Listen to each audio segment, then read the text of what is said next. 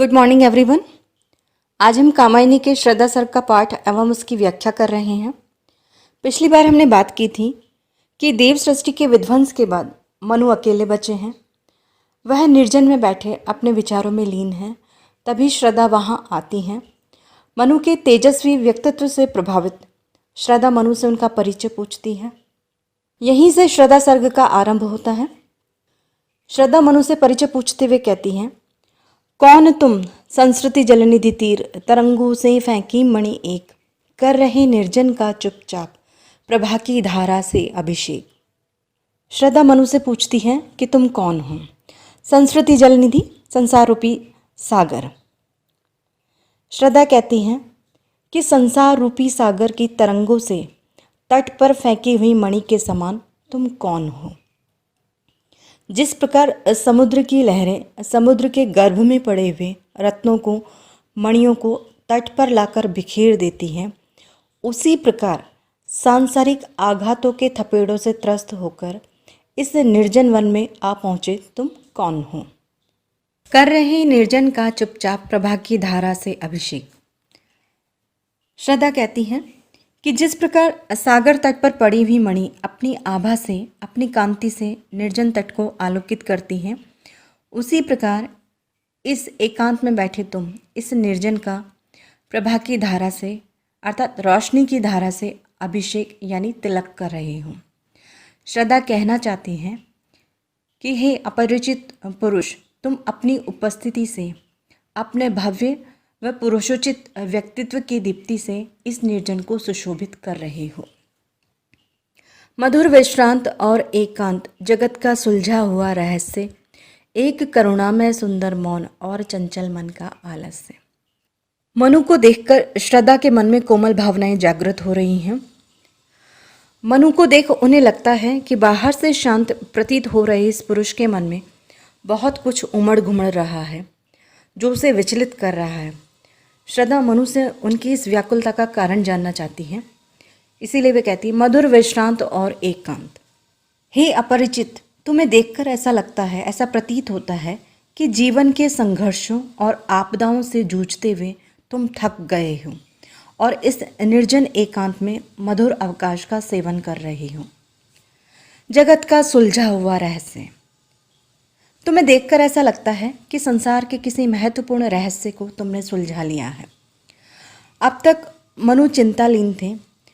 प्रकृति को देख उनके हृदय में आशा का संचार हुआ है। वे क्लांत और विचारों में लीन अवश्य दिख रहे हैं, लेकिन अब वो किसी उलझन में नहीं हैं। उन्होंने आगे बढ़ने का निर्णय ले लिया है, उन्होंने अपनी राह चुन ली है। इसीलिए श्रद्धा कह रही है कि वो एक सुलझे हुए रहस्य की भांति प्रतीत हो रहे हैं। एक करुणा में सुंदर मौन और चंचल मन का आलस्य। इन पंक्तियों में श्रद्धा कहती हैं कि तुम यहाँ एकांत में बैठे हो जहाँ सर्वत्र मौन की सत्ता व्याप्त है, लेकिन इस मौन में भी सौंदर्य है जो बरबस किसी का भी ध्यान आकृष्ट कर सकता है। इस मौन में सौंदर्य के साथ एक करुणा और संवेदना भी व्याप्त है। श्रद्धा मनु से अपरिचित है, वह उनके बारे में कुछ भी नहीं जानती, लेकिन वह जब उन्हें अपने समक्ष देखती है तो उसे अनुभव होता है कि इस पुरुष का अतीत अवश्य करुणापूर्ण रहा है, जिसको लेकर ये अत्यंत संवेदनशील हैं और अभी पूरी तरह उससे मुक्त नहीं हुए हैं। और चंचल मन का आलस्य। मन चंचल है। मन ही हमें आगे बढ़ने की प्रेरणा देता है और उसी से प्रेरित होकर हम जीवन में बड़े से बड़ा कार्य करते हैं। लेकिन श्रद्धा कह रही है कि मनु को देख ऐसा प्रतीत होता है कि वह जीवन में आगे तो बढ़ना चाहते हैं, लेकिन वह कैसे आगे बढ़े कि उनके समक्ष स्पष्ट नहीं है, क्योंकि अभी उनका मन अतीत के प्रभाव से पूरी तरह मुक्त होकर सक्रिय चैतन्य या गतिशील नहीं हुआ है। सुना यह मनु ने मधुर गुंजार, मधुकरी कासा जब सानंद, किए मुख नीचा कमल समान, प्रथम कवि का जो सुंदर छंद, एक झिटका सा लगा सहर्ष, निरखने लगे लुटे से कौन, गा रहा यह सुंदर संगीत, कुतूहल रह न सका फिर मौन। मनु जो अब तक एकांत से जूझ रहे थे, उन्हें उम्मीद नहीं थी कि उनके अलावा भी धरा पर कोई अन्य व्यक्ति बचा है। इसलिए जब वे अचानक प्रातःकाल के शांत वातावरण में एक मधुर नारी स्वर सुनते हैं तो उनकी जो मन स्थिति होती है उसी का वर्णन कवि प्रसाद कर रहे हैं। सुना यह मनु ने मधुर गुंजार, मधुकरी कासा जब सानंद। नीरवता को भंग करता श्रद्धा का मधुर स्वर उन्हें भ्रमरी की गुंजार के समान अत्यंत मीठा लगा जब सानंद, और इसको वे अत्यंत आनंद के साथ सुनते हैं। किए मुख नीचा कमल समान, प्रथम कवि का जो सुंदर छंद। श्रद्धा के लिए मनु अपरिचित पुरुष हैं, इसलिए उनका परिचय पूछने के क्रम में स्त्रीयोचित लज्जा के कारण वह अपना कमलवत सुंदर मुख नीचा किए हुए इस प्रकार सुंदर और मधुर शब्दावली बोल रही थी मानो आदि कवि वाल्मीकि के प्रथम छंद का पुनरावर्तन हो रहा हो। अर्थात श्रद्धा को मुख नीचे किए देख मनु को ऐसा आभास होता है मानो कोई खिला हुआ कमल पुष्प पृथ्वी की ओर झुका हो, और उसकी जो शब्दावली थी वो इतनी मधुर और भावमय थी जितनी आदि कवि वाल्मीकि के मुख से निकला प्रथम श्लोक। इन पंक्तियों में कवि जयशंकर प्रसाद जी ने आदि कवि वाल्मीकि के प्रथम श्लोक का जो उल्लेख किया है यह उस समय का प्रसंग है जब प्रेम में निमग्न एक क्रौंच पक्षी युगल अर्थात सारस पक्षी के जोड़े पर एक बधिक लालच में आकर अपना बाण चलाता है और जोड़े में से एक क्रौंच पक्षी के प्राण ले लेता है। यह देख दूसरा क्रौंच पक्षी चित्कार कर उठता है। जनश्रुति के अनुसार यह दृश्य देख रहे ऋषि वाल्मीकि के मुख से करुणा व आवेग के साथ ये भाव अनायास उद्गार के रूप में निकल पड़े।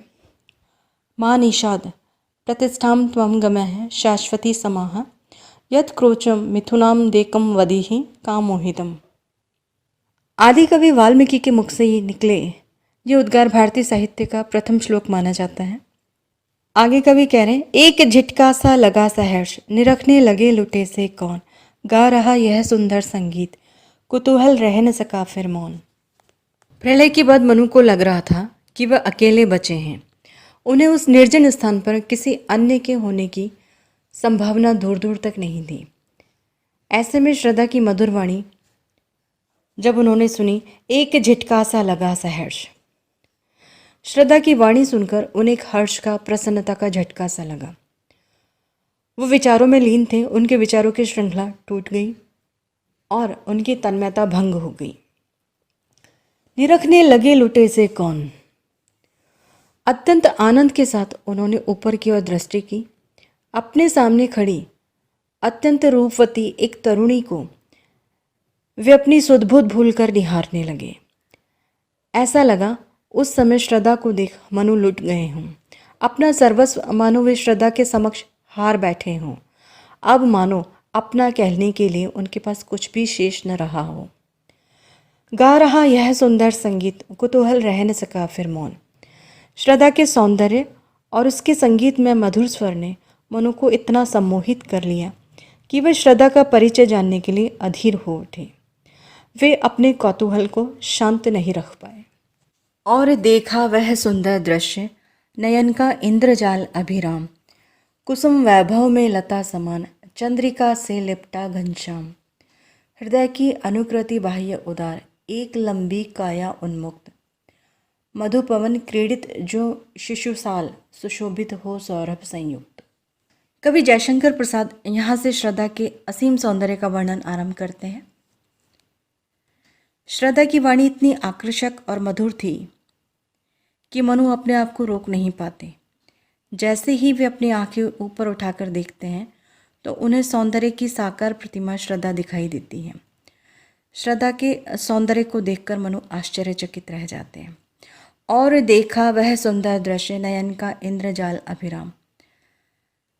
श्रद्धा को मनु अपने समक्ष देखते हैं। उन्हें आश्चर्य होता है कि एक नारी देह में इतना सौंदर्य कैसे समा सकता है। यह दृश्य उनकी आंखों को जादू के समान सुंदर और मोहक लगा। उनके नेत्र मानो उस जादू से बंध गए।